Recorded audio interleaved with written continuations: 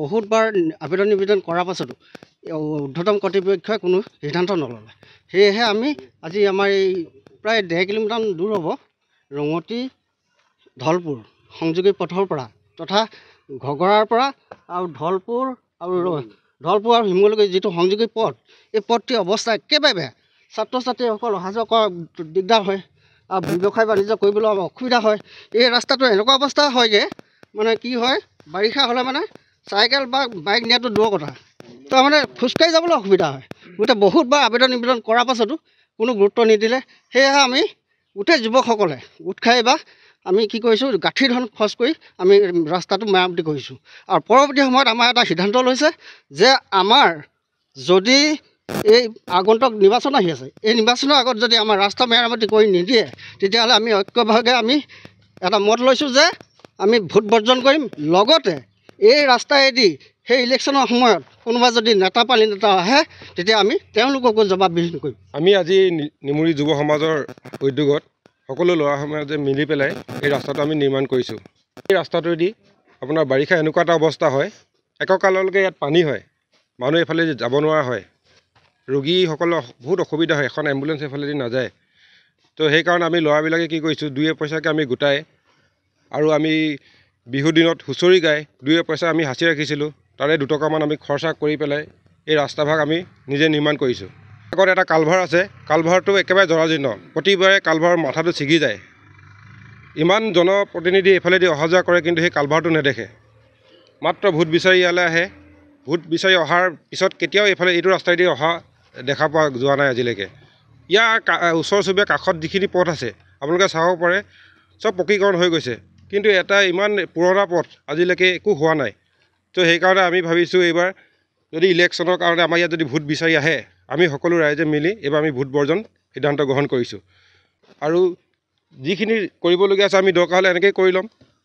তেওঁলোকে যদি ভোট বিচাৰি আহি ইয়াত ডাঙৰ ডাঙৰ লেকচাৰ মাৰে, কেইজনমান মানুহ গোট খুৱাই ডাঙৰ মিডিয়া আনি ডাঙৰ যদি ইয়াত তেনেকুৱা আমি মিটিং কৰিবলৈ আমি ইয়াত দিয়া নহ'ব। আমাৰ এই সমস্যাটো একেবাৰে পূৰ্বপুৰুষৰ সমস্যা। এই সমস্যাটো আজিলৈকে কোনো সমাধান নহ'ল।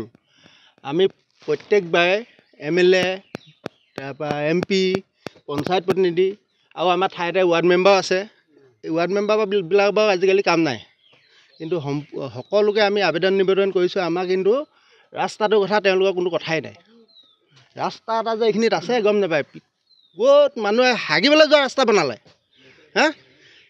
ক'ৰবাত লেট্ৰিন কৰিবলৈ যোৱা ৰাস্তাও চৰকাৰে বনোৱা দেখিছোঁ।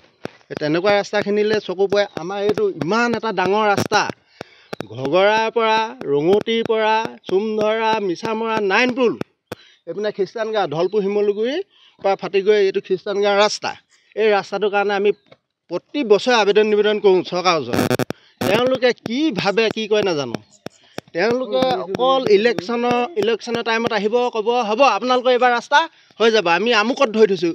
নেজানো আমি, গাঁৱলীয়া মানুহ এনেকুৱা শব্দ কিছুমান কৈ থৈ গুচি যায়, আমি একো গম নাপাওঁ। আহিব একদম ধুনীয়াছে বহিব। আমাৰ গাঁৱতো ৰাইজ আছে, তেখেতলোকে আগতে আবেদন নিবেদন কৰিছে যদিও একো কাম দিয়া নাই। আহে মুঠতে আহি আৰু গামোচা পিন্ধিব, বিচনা চাদৰ ওপৰত বহিব, লেকচাৰ দিব, ডিঙিত একদম গামোচা লৈ নীলাহী উলিয়াই কথা ক'ব, আমাৰ সোপাক খোলা ভাই মূলা কৰি থৈ গুচি যায়। এইবাৰ আমি যুৱ সমাজে আমাৰ নিজৰ গাঁঠি ধন খৰচ কৰি এই ৰাস্তাটো বনাইছোঁ, কালভাৰ পুতিছোঁ। আৰু এই ৰাস্তাবিলাক আমাৰ নিজৰ পইচা, ইয়াত কাৰো আশীৰ্বাদ নাই। ইয়াত কোনো পলিটিকেল লিডাৰ কিবাকিবিয়ে আশীৰ্বাদ নাই। আমি মাত্ৰ এই আপোনালোকৰ জৰিয়তে এটাই অনুৰোধ জনাম, আমি এইখিনি আমাৰ খং উঠিছে, আমাৰ ওপৰতে ৰজা হৈ আমাৰে কাম কৰি দিয়া নাই।